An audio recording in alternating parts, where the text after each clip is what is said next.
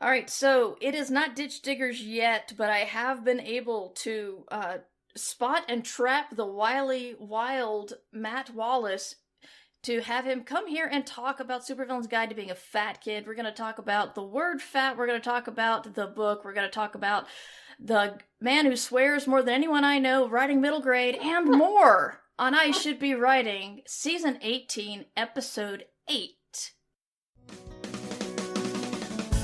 I should be writing. I should be working on my craft. I should be writing. I should be submitting my next draft. But I'm sitting home watching Doctor Who. So, hi there. Welcome to I Should Be Writing. This is a podcast for wannabe fiction writers. I'm your host, Mur, who's been doing it since 2005 when I hadn't sold anything, up to now, putting out my, I still can't keep count, sixth book? Yes, sixth book coming out this year. Been nominated for several awards, and wrote a Star Wars novelization. So, long, storied, completely chronicled an audio career. I'd never want to go back and listen to them, but some people enjoy it. We're now going live on Twitch Tuesdays and Thursdays, 3 o'clock Eastern Time, twitch.tv/MightyMur. And sometimes I have guests, and this time I have one of my best friends in the world, my co-host of Ditch Diggers, Matt F'n Wallace, author of Superhero's Guide to Be Supervillains. Oh God, see, I messed up already. Supervillain's Guide to Being a Fat Kid, out this week. Hey, Matt. Hey, Mur, that was just an epic intro you just did. Wow. I told you it was going to get better once I actually started doing the show. It's been a day of a little bit of hiccups here and there. Hiccups. Hey, we're all. I think we've all got a bit of the gigs, bit of the emotional, spiritual hiccups. Yes, exactly. Bit of the yips, they could call them. I that's think right. That's what it is. Yeah. Yeah. So, anyway, Matt, I don't even remember the last time you've been on, and I Should Be Writing. I was just thinking about that when I was hyping it over on Twitter because, you know, we've done our own podcast for so long that there was no reason for me to be on I Should Be Writing ever because we were either doing. Did we start doing good? We started doing Good Cop and Bad Cop on the show, right? Yeah, we did. Yeah, we did. Originally. I want to say one quick thing. We're being rated by Cosmo Quest X, excuse me. Love to see you guys. Thank you for the raid. Welcome, everybody. My name is Mur Lafferty, and we are currently doing an episode of I Should Be Writing, which is a podcast for wannabe fiction writers, with my good friend Matt Wallace. What's going on, everybody? Mur just explained to me what a raid is like 10 minutes ago. So when she said that just then, I was like, hey, I understood that reference. That's right. Welcome. The funny thing is I almost never get rated, so this is like very exciting to me. Welcome. I hope anybody has any questions, feel free to let us know in chat. We've got a very welcoming and friendly community, so hope you enjoy yourselves and stick around. Thank you for the follow, Tiny Intern. So yeah, so what we do now is we talk about what I've been up to because I try to stay accountable. My wonderful people here told me how that Scrivener does keep track of every day you write. Because I often wonder, like, at the end of the year when people are like, I wrote 300,000 words. I'm like, I don't know how much I wrote. What are you talking about? And then they're just like, you go here. And so I've been able to see every day that I wrote, what my word count was every day, what I wrote in what project, which in January is pretty clean because it's like one project and a little bit of side stuff. So, I am able to say I've done about 18,000 words this month. I've written for 15 or 16 days. I can't remember if today was counted yet. And, I'm making some good progress on, book 2 of Midsolar Murders, I think. Last time I talked about my thought process as a pantser and why I love the process of not knowing what I'm going to write until I write it and where that leads me. So I had another good day kind of like that today. Matt, if you can, besides promoting this awesome book, you want to tell us what you've been up to? No, I'm happy. First of all, that's all outstanding, Mer. My reaction had nothing to do with, I'm glad you're having a great productivity spell. It's just horrifying to me that Scrivener is keeping track of how much you're writing. Scrivener's watching you, man. Look out. And in my head, I'm like, how do you make her stop doing that? I have to go. You have to look for it. Just in my head, I'm like Ron Swanson, like burying his computer across state lines just to make it stop. I think, can some of the people say, tell folks how to find that? I can't remember offhand, but it's pretty close to, if you know how to pull up the window telling you whether you've hit your daily goal, it's in that general area. And Planetary Pan, please tell Pamela hello from me and lots of hugs. I love Pamela. You know Pamela. Pamela gave us birthday cake flavored Oreos one year. Do you remember that? Birthday cake flavored Oreos? Yeah, at the castle. Yes, I do remember that. Yes. Thank you for that. That's awesome. Yes, anybody who doesn't know, Matt and I talk it up all the time, but if you are new, Matt and I have the same birthday, July 25th, which we celebrate pretty much the whole year. We just think it's cool.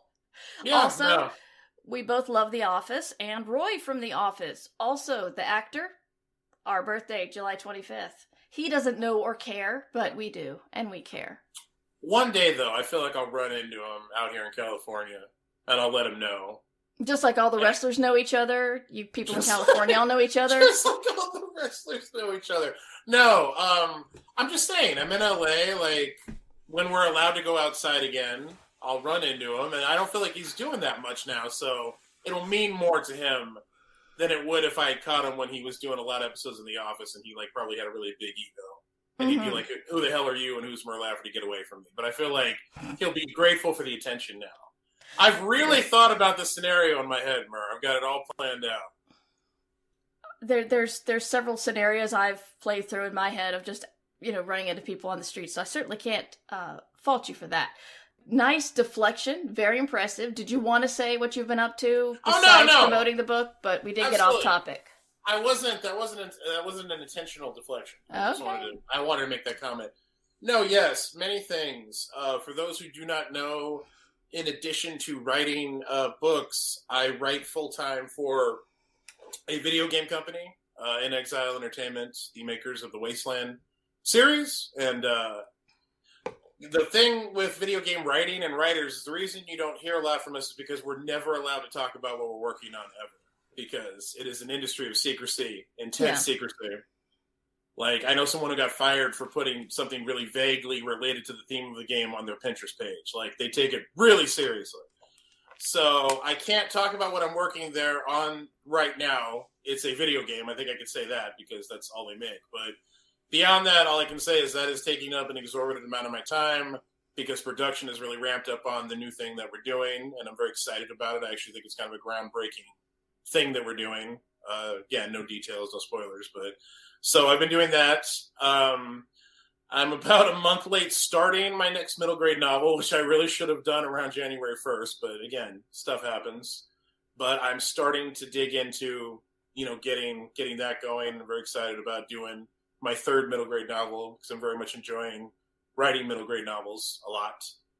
I just turned in not too long ago the first draft of the final book in my Savage Rebellion trilogy, Savage Crowns.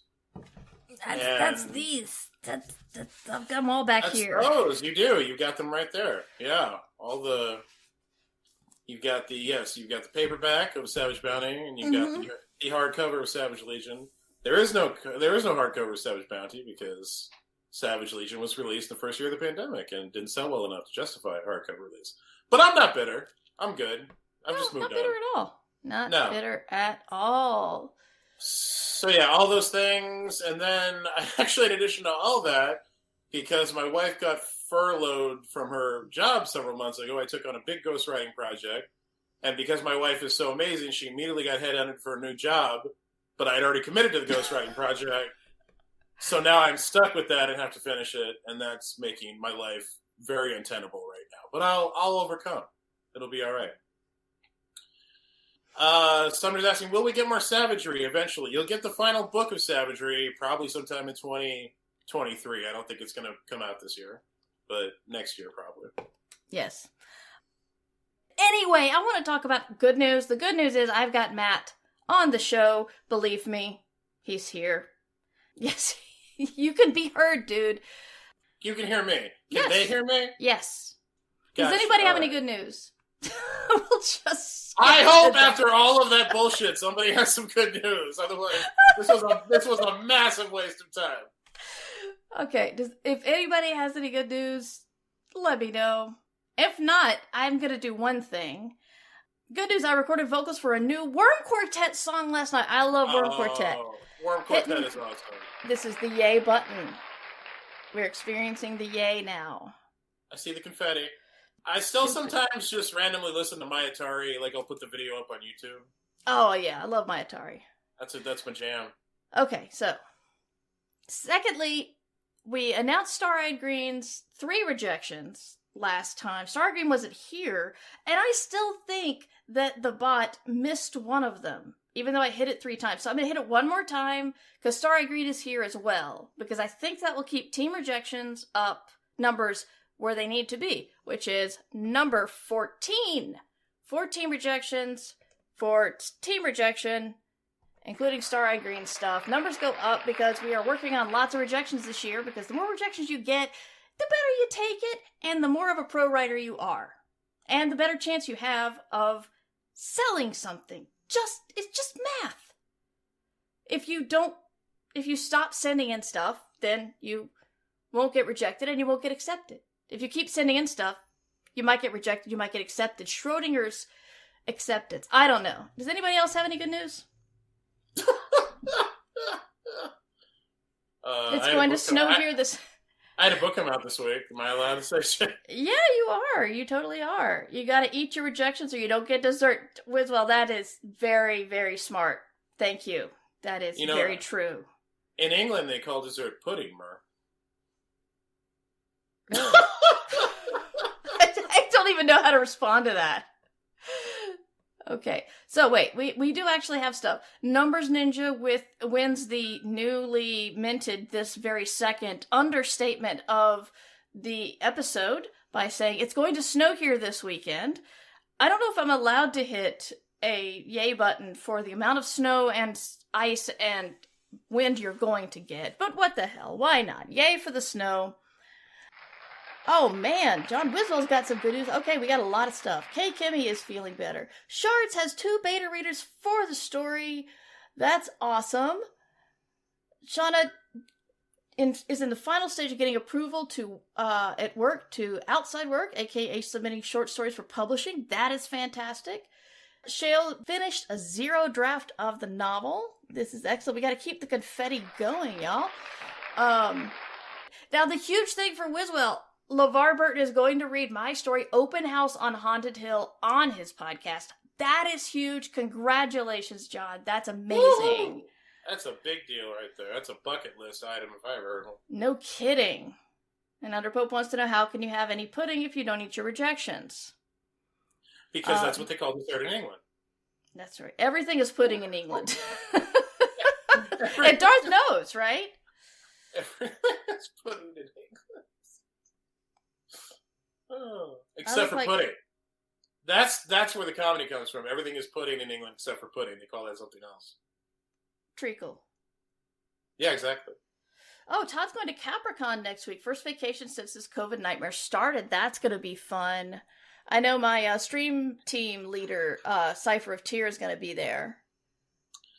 Man, you seem like a whole cyberpunk crew that works over here on this stuff, huh? It just sounds so cool. You got a stream leader, you got a moderator. Yeah, and then I still can't figure out the right camera to use or how to make the camera look good, and I forgot to put the right stuff, the yay button or the rejection numbers on the other scene. So, a little bit of cyberpunk, a little bit of AD&D. That's my favorite Fall Out Boy song. It's my favorite Fall Out Boy song. A little bit of cyberpunk, a little bit of ADHD. Summer is citing my inability to see puns. Speaking of bombs, there's a current bomb threat outside my house now, but the good news is we don't have to evacuate. Meerkat, I have many questions, but I'm just going to say I hope you're safe. Yeah, me too. Are Yeah. you reading that? I thought you were saying that for a second. No, I was reading that from Meerkat in the chat. Oh, okay, I missed that. Does no one understand my Pink Floyd reference aside from Slice of Sci-Fi? I I'm mean, sorry, Underpope, I missed it. That's why I brought up the pudding thing. I was specifically thinking of that line from The Wall. The Wall? The I Wall. didn't know the Wall had any lines about pudding in them. I need to listen to it At closer. at the end of the song, there's an old British man who screams, how can you get your meat if you don't eat your, how can you eat your pudding? How can you eat your pudding if you don't eat your meat? Sorry. You gotta eat your meat before you get your pudding. I see. I guess Murr's not rock and roll enough to know that. Well, I mean, no one laughed at my Fall Out Boy joke, so I felt even worse. So we're all just missing today. And Kids Are Asleep is free of work. Welcome, Kids Are Asleep. All right, so we got lots of people saying other people got the joke. I did not get the joke, and being the host, I am the one limping along with everyone else getting the joke but me. Laughed hard on the inside, Underpope says. Thank you for all of your good news. Cheryl, thank you for the congratulations on my book. I appreciate it. And congratulations on your 0 draft, Shale. But anyway, let's go to Matt. Let's talk to Matt. What's going on with Matt? Matt's new book is The Supervillain's Guide to Being a Fat Kid. And I've been looking forward to this for months and months and months, ever since you sent me a copy to Blurb. And, there we go. Why don't you tell us a little bit about the book? I would be happy to, Mur. So, The Supervillain's Guide to Being a Fat Kid. It's my second middle grade book. My first middle grade book, Bump, came out January of last year. And actually, this month, at the same time, it just came out in paperback as well. So, Mur has that as well. Another beautiful Cat Fajardo cover with the beautiful colors. I love Cat's work so much. I never want anyone else to do my Manji covers. But yeah, no, The Supervillain's Guide is a big deal for me. It is that book that I always wanted when I was a kid, but did not exist. It's a big deal. It's about a fat kid entering middle school named Max, who's having a lot of problems. He's become the most popular kid in school's favorite target for bullying, as is wont to happen. And in The Supervillain's Guide to Being a Fat Kid, this is the world is set against its backdrop of superheroes and villains, like comic book superheroes and villains. They exist. They're an everyday occurrence. They're so ingrained that they're local celebrities. They judge reality show contests. They've become another form of media and entertainment almost. But Max does not care for superheroes, Murray. He finds it very hard to relate to superheroes because he feels like most superheroes are a lot like the dude that bullies him every day when you really get right down to it. Someone he does respect is Master Plan, one of the most notorious supervillains, who is a gentleman of size, much like Max, and is currently doing time after being captured by Cobalt, corporate tool superhero that Max despises. So Max starts corresponding with Master Plan, who becomes sort of his mentor and new friend, and all seems well and cool. But is there a price to pay for a supervillain's help, Mer? Oh, well, yeah. Probably. I mean, I don't know. Is this a quiz? What do you want me to say? How much? It's a rhetorical question. It was the teaser yes. that I was trying to add. Is there a price to pay? Yeah. So that's the superhero's guide. That's the supervillain's guide to being a fat kid. And one of the big reasons I wrote it is I wanted to kind of tell kids everything I wish I had known when I was a fat kid. Now, the good and bad thing about me talking to you right now is we just had a conversation last night that was awesome, but I don't want to rehash it, but I do want to bring some of the awesome in if people missed it, because you said some very smart things last night. So I'll just go ahead and start and say you'll be expecting these questions, so you can fine-tune your answers as much as you like, or elaborate as much as you like. But I wanted to start with the word fat. It was always a decision of yours to use this word, but some people have wondered, it's kind of a charged word to some people, and some people it's a word to reclaim. So tell me about your usage and decisions and feelings for that word. No, absolutely. Yes, it was from the beginning. For me, there was never any question that I would use that word both in the title, and it's talked about in the book between Master Plan and Max. Master Plan's views on the word fat are very much what my views on the word fat are, which is I don't feel there's any negative connotation inherent in that word. It's, to me, fat. Some people are thin, some people are short. There's no judgment on being the thing in the word. It just differentiates from other things. The problem is that when you, as I said last night, when you live your whole life, your size weaponized against you, you develop a very complicated relationship with that word. So even other fat people don't have the same views that I have on that word, and I don't blame them at all. I personally feel every fat person should feel free to describe themselves however makes them comfortable. But I want that word back, and I want that word to be an okay thing, and I want to teach kids that that's an okay thing to be, man. You can be fat and be anything else. There are athletes, as we talked about last night. Murr hit me to the new cover of Runner's World with the fat runner on it. It's awesome. Yeah, it's so good. It is. It's very cool. And the cover story is I can't remember exactly, but basically it's how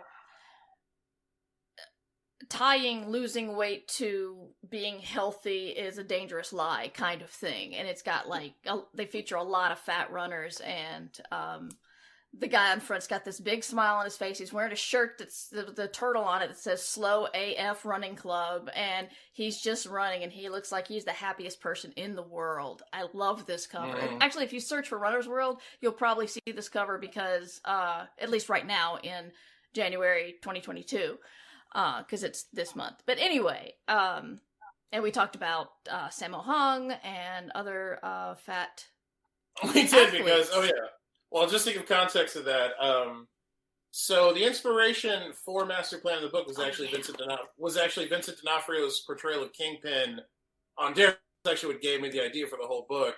But Master Plan as a character is actually on this cover. He's actually based on Sammo Hung in the movie Kill Zone. Amazing movie with Donnie Yen. So that's just a little fun fact for you if you're a Sammo or a martial arts movie fan. But yeah, Sammo Hung, another one of my fat idols. If you've ever seen me do hashtag fat fight scenes on Twitter, which I do every now and then, highlighting people with size kicking ass in movies and TV, Sammo is always a regular feature. Go into the Kingpin thing a little bit more, because I really love what you said about it last night. Exactly what did you look at Kingpin and see that triggered this whole concept of this amazing book? Oh, no, absolutely. So what I love, first of all, Vincent D'Onofrio is just a brilliant actor and one of my favorite actors of all time. So him playing Kingpin was just money to begin with. But what I loved so much about his performance, and I credit it is there in the writing and in the backstory, but he brings it out more than anything else, I think, is he played that role, and I immediately saw it. He played that role like a bullied fat kid who grew up to be a supervillain. He's become this immense figure, both physically powerful and in terms of influence, and authority. But he still clearly struggles with all those insecurities and feelings of and exclusion that he suffered when he was a bullied fat kid. That's still so prevalent throughout his personality as an adult. And I had never seen that character or really any other, especially villainous character, played with those layers. And I just connected with it so deeply, and I felt it so deeply. So much so that I rooted for him on that show. I was like, beat the crap out of Daredevil. Fuck Daredevil. Daredevil's a tool. And I like Daredevil.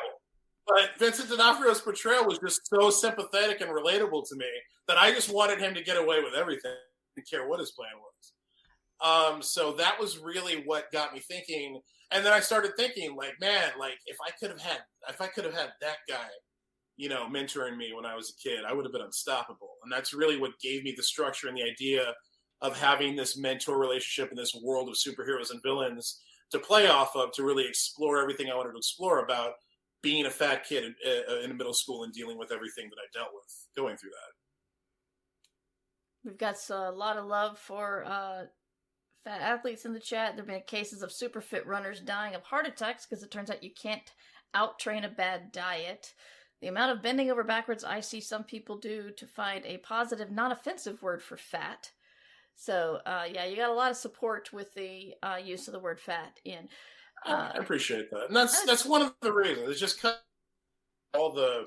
it cuts through the well-meaning BS as much as it cuts through the pejorative BS. We have such twisted ideas about weight and weight loss in this country. Even very well-meaning people don't understand how wrongly hardwired they are when they view people who are fat. I had a friend recently, bigger than me, and he went through some major health crises and almost died a bunch of times, and he lost about 100 pounds. And it's so wild to see people react to them, because they look at this guy who was on the brink of death and lost weight because he couldn't eat, because going through, and he's just been starving in agony, and they look at him and go, "Oh man, you look great," because all they see is the weight loss. They don't see anything else past that, because we're so ingrained to view weight loss as an inherently positive thing. It's just so twisted. Yeah, there's a cartoon called Red Meat that was popular back in the mumble decade around here, and one of the ones was, "Hey man, you're looking great. How'd you lose all that weight?" He's like, "Yeah, I got stomach cancer." He's like, "Really? I gotta get me one of those." It just completely goes by him. He's like, "Yeah, whatever you did to lose weight, awesome." I was thinking it's like fat is not like ugly. Ugly is like a decision, subjective, that you make in your head. Fat is what it is. So and the thing is, within that, fat people are fat for so many reasons too. It's just, and we apply this blanket horrible standard to it. Yeah. But anyway, that's another reason that I stick with that word. Excellent. Let's talk about the friendship between Max and Luca, because there's there are a lot of layers to this friendship, because you bring in the problems Luca has for being a poor kid, and similar to the problem on a bullying level, similar to the problems Max has being a fat kid, and Luca's left out of this relationship with the supervillain, which I thought was just it was awful, but I mean that it was great as a writer. I mean, you just really found a way you could just stab me without anybody doing anything wrong. It's smart that Max doesn't tell anybody that he's doing this, and he's getting his advice, and he's taking the advice, and Luca's just like, "What's going on? Where are you going? Why are you evolving? And I'm sitting here still a caterpillar chewing on a dead leaf." Don't eat dead leaves, caterpillars, okay? Is that bad for caterpillars? Should they not do that? I can't imagine dead leaves are tasty. Or have... Yeah, they probably don't have any nutrients. Nutrition, yeah. Anyway, this has nothing to do with anything. No, I don't know why I went there. No, I really like what you said there about neither of them is doing anything wrong. Mm-hmm. Because to me, that was very important about it, is Max is not...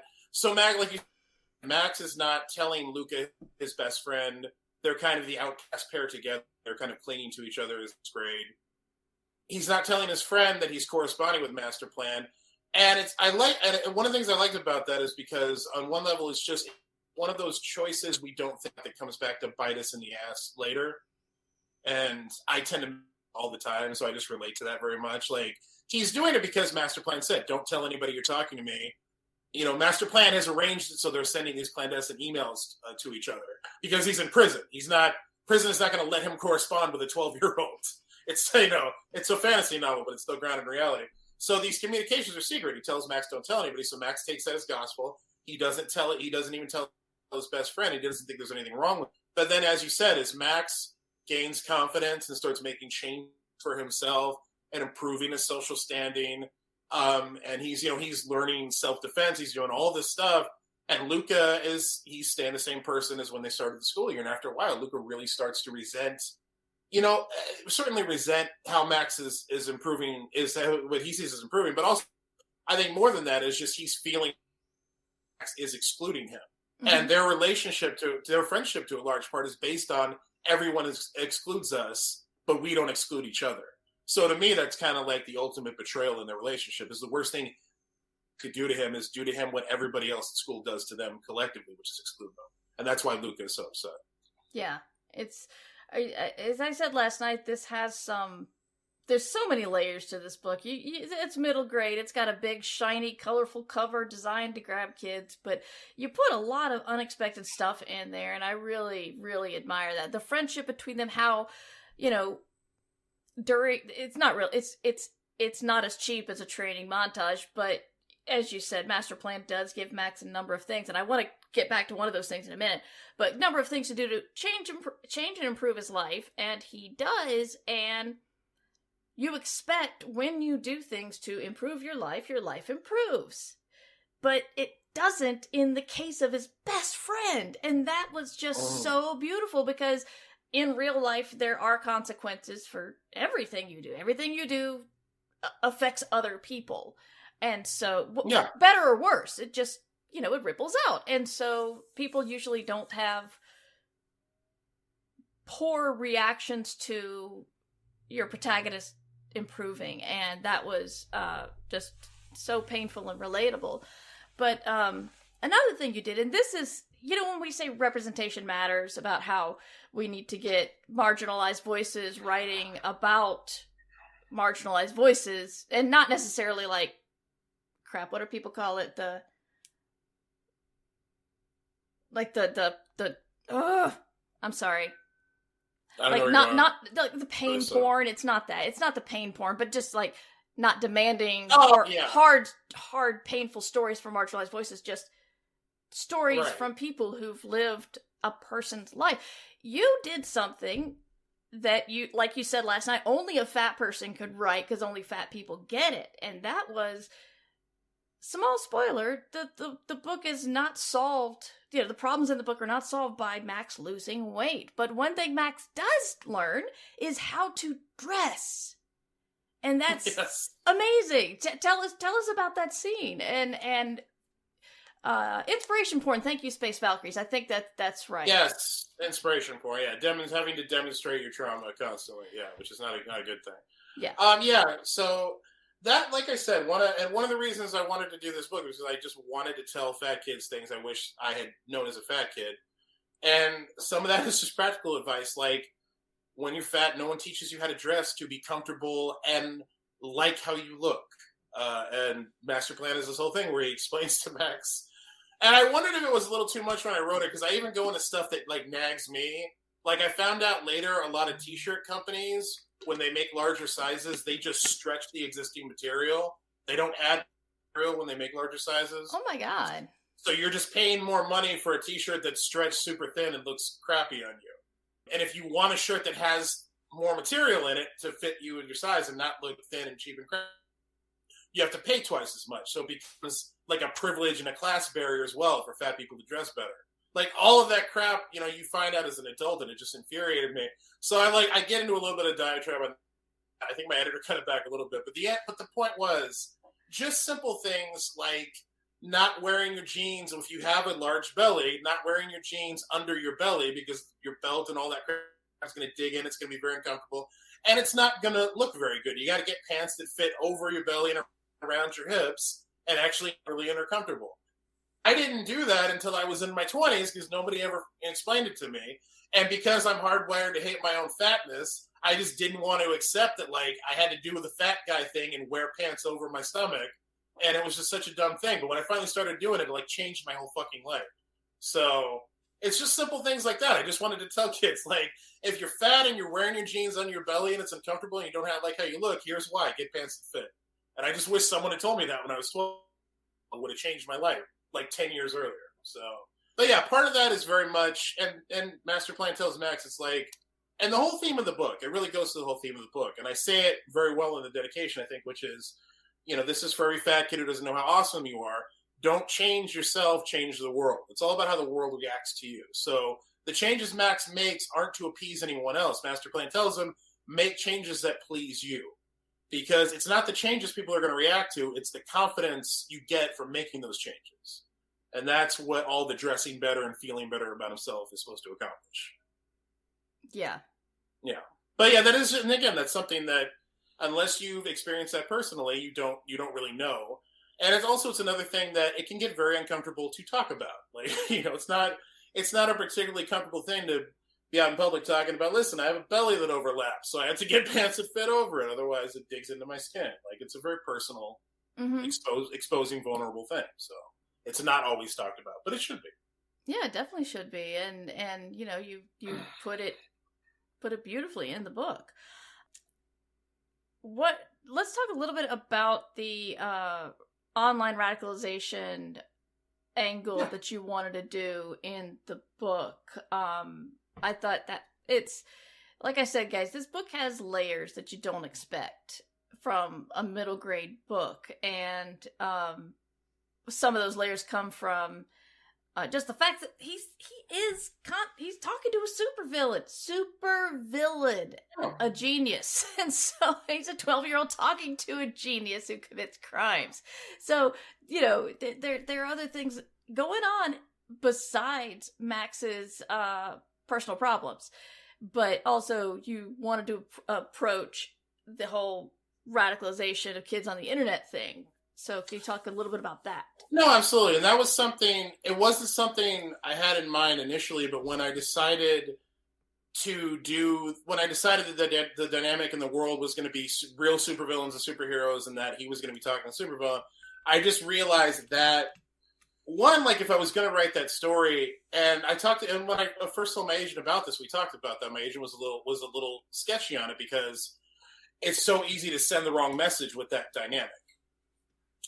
So I realized it actually provided a really good opportunity to talk about something, like you said, which I find very alarming and take very personally, which is how even really young kids are being radicalized by, you know, wild alt-right, you know, YouTube content these days and crap like that. How easy it is for, you know, even a fairly level-headed kid with a good support system and parents who haven't even necessarily instilled any of those values in them, to find themselves being seduced and radicalized by charismatic people on the internet who are, you know, saying things that make them feel emboldened. So that was something I decided I could talk about in this book, and it was a very tenuous thing to balance. But I just didn't want the message of this book. Like, I didn't want to write a middle grade version of, like, Todd Phillips' The Joker. Like, I didn't want the message of this book to be becoming a supervillain solves all your problems. That's not the point. You know, Master Plan is a very interesting character because there is a sincerity to him, and I do think he genuinely cares for Max, but like you said, he's still a supervillain. And kind of what we talked about earlier with Luca is a good example. You know, that's Max's relationship with Luca is something Master Plan would never take into account, because Master Plan is a supervillain. All of his goals are self-serving. All of his things are, nothing matters but me accomplishing what I want to do to satisfy myself. So he wouldn't think alienating or hurting your best friend is a problem. He wouldn't even take that into consideration. So that's one of the smaller things that Max maybe starts to realize as it goes on. But I do deal with, like, larger issues, and, you know, I don't want to get into broad spoilers, but I do want to say, like, that is an aspect of the relationship between these two characters that I deal with. And I am very aware that, like, I'm writing a story about a young, impressionable kid talking to, you know, someone who could conceivably, like, be sociopathic criminal. I am aware of that, and I did it intentionally so I could talk about and explore those themes of, here's the downside of getting all this great advice and getting this confidence and feeling emboldened by doing these kind of sketchy things. So that's definitely built into the fabric of the book. Yeah, I kept wondering how you were going to do that when I heard about your writing it. I'm like, how? Okay. At some point, the whole villain part is going to come out, right? So I really thought you handled that well. So if you guys listening and watching, if you go to the Writing the Other site, you will find, forgive me if I say her name wrong. Meg Elison, isn't it a long E? Meg Elison. They, you know, Writing the Other does a lot of classes on how to write people other than yourself, how to not be ableist when you write, or how not to be fat phobic, or how to write races other than yourself. So there's awesome stuff over there, but I want to talk to you about advising other writers, because writing, I've been reading a lot of old Stephen King lately, and, you know, growing up and, you know, now being a writer and now understanding a whole lot of stuff and seeing some of the patterns in his work, it's like, dude does not like fat people. No, it is a And huge problem with fat people. yeah, It was very, very sad to realize later in life because I loved Stephen King as a kid. Like, it was one of those, but, I was so broken, I wasn't even trained yet to recognize when people were really hating fat people in yeah, media and fiction. Yeah. yeah. There's like a short story, The Word Processors of the Gods, where he Yeah. erases his child from reality and goes to see about the changes in his wife, and she's gained like so much weight, and she's eating chocolate, and she's absolutely disgusting and mean. And I'm like, damn, dude. So what I want to ask you is, unfortunately, that's already there, like in lots and lots of fiction. So if I want to put a fat person in my book and I want to describe them as fat, just as you said, use the word for what it's used for. What steps do you take to not, you don't want to go into the, I'm sorry. It's kind of like the how to approach it by saying that you don't want to say they're fat but they look good anyway, or but you just okay, here's what it is. I fear if I say here's a character and they're fat, and when I describe them, then, and I don't say anything else, it's the person's already going to have that negative, unattractive, villainous, whatever branding we already put on. So many authors have put on fat people. Right. You see what I mean? So going into description, wanting to put fat people in your work, can you give us any help? Absolutely. The problem is we're still at a point where the word fat has such a negative connotation for so many people. Yeah. I think it's hard. It's still hard at this point to do it without talking about the word fat in some context. Right. So if you want to go there, I do think that you need to have the character you're describing own that word to some extent and make sure that they are communicating that, like, this is what I am, and it's cool because there's nothing wrong with that. I find it helpful if you. And the thing is, you don't have to use the word if you don't want to get into that, because another one of my keynotes about writing fat characters is don't make their whole character and their whole identity about being fat. Yes. Yeah, that's another huge mistake. I find it can be very, very helpful to describe them in relationship to other people that are in the scene, because you can describe someone as thin thinner or slight without any kind of negative connotation being put on that. But if you say that they have a friend and their friend is twice their size, there's no judgment on that either, and you can kind of build layers that way, and that's a neutral, non-judgmental way to talk about that. And really, with all the language, the most important thing to me is that you're choosing neutral, non-judgmental language, and it's always on you to investigate that language for yourself and vet it and realize what you're using, because people think that using the word obese or overweight is neutral and non-judgmental. They can legitimately think, because we still have such screwy ideas about things, that I'm trying to use medically accurate words. I'm trying not to be mean. So if I say obese or overweight, I'm just being medically accurate, right? There are plenty of people who think that, and they're very well-meaning, and there's nothing malicious, and they're trying the right thing, but they don't realize how much problematic shit is built into the DNA of a word like obese, and how judgmental, when you step back from it, a word like overweight actually is, because it implies there's a normal weight and you're over it, you are abnormal. It's the exact opposite of non-judgmental language. So it's really less about using a specific word and more about looking at the words you want to use and asking yourself, is this word in the context in which I'm using it not judgmental and neutral towards this character's fatness? So that's the overall advice I would give in terms of language and how you apply it to a fat character. Yeah, because I mean, you do amazing things in this book. I'm not trying to imply it was easy, but the fact that the two main characters are fat is like on the cover, and so you already know that they're going to be fat. That's going to be addressed. So that's why I wanted to bring it up in writing that's not. Yeah. And the thing about that too is that, it sucks because it can still be a struggle even to accomplish that. Mm-hmm. Even to be like, I want fat characters on the cover of the book. You can find, fortunately, Catherine Teagan Books, they've been so supportive of this and the whole concept. They understood exactly what I was trying to do. I never got any pushback from them on that. And it really does help to have stuff like that. Because again, you look at my cover, fat kid's on the cover, the supervillains had to be in a fat kid, you know exactly what you're getting. It's proclaimed loudly. Smiling, they're happy on the cover, it's not a bad thing. Yeah, like that. I love that cover to pieces because it encapsulates everything about the book. Like, despite the struggles Max go through, that rendered him happy and fat on that cover. Like that, it communicates so much without really having to do that much. So that was a really cool thing to have. But you don't always have that. So you do, sometimes the work is all on you in the words, and it's a very tough thing to do. Yeah. Well, I do recommend anybody checking out the Writing the Other. I think we had the link in the chat. We're going to put the link in the show notes as well. And because Meg, listen, Meg's amazing. Yeah. I need to take her Writing Fat People course just because she's amazing. Her writing's amazing. She's amazing. She's one of the most beautiful women I have ever seen. Like, gorgeous. Yeah. So like fashionista.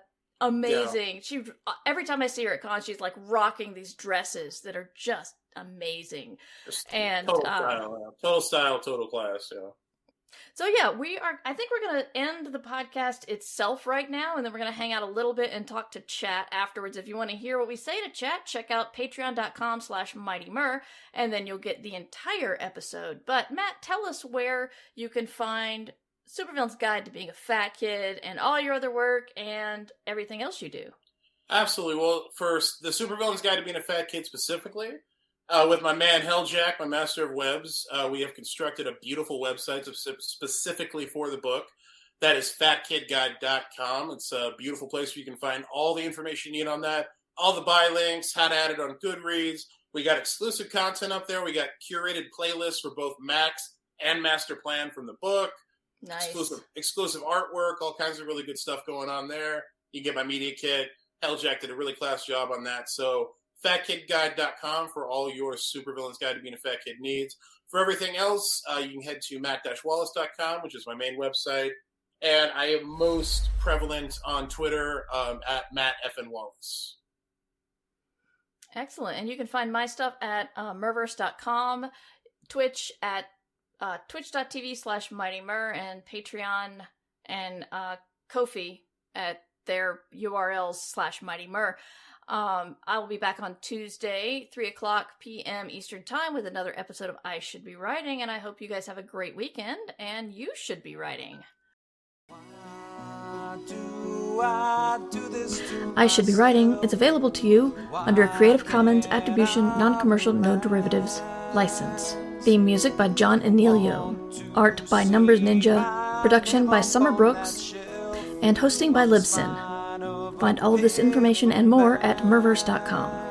And remember, we can't do this without you. Thanks for your support. But I should be writing. I should be working on my craft. I should be writing. I should be submitting my next draft. But I'm sitting home watching Doctor Who. Yeah, I'm sitting home watching Doctor Who.